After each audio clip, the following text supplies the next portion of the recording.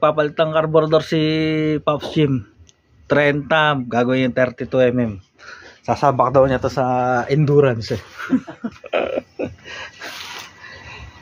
Kaso yung manifold niya pala may biyak. Pops, hanapin mo na isang manifold. Ayan. Nakapayto pa yan. Tsaka naka-cams. Naka-racing CDI din eh. BRT, paborito kong CDI.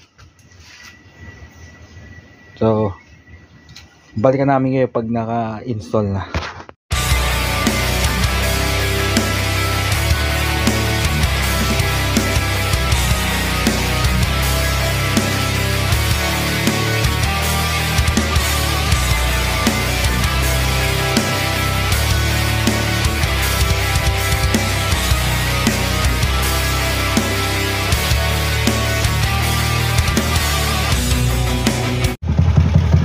So ayan o, naka-install na.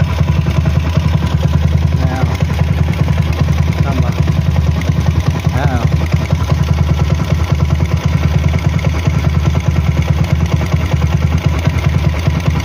TWA32. Painitin lang natin bago natin pihit-pihitin tong ito.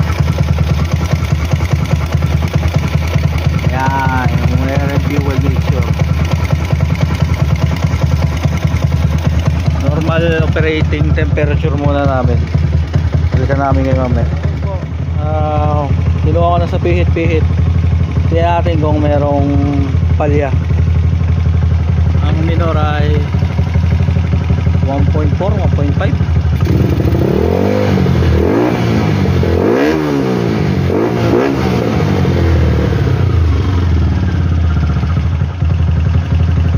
Balik sa 1.5, 1.4.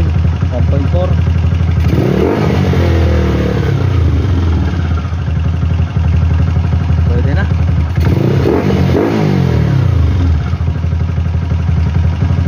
Alright, all goods na to. Pwede na to, pambigma. Pero hindi pa matatapos dito. Pa-plug reading pa kami para makapag-adjust na sa jettings. Tamang pihit-pihit lang muna. Palit jettings 130 main jet, 38 slow jet. Ito po yung pinalitan, no? Dilim ah. Yan, 30mm pinalitan namin. Oh, meron pa ditong BRT oh.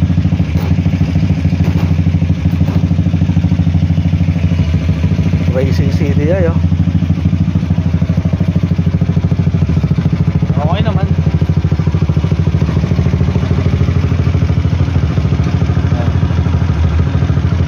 Lagay ko pwede na.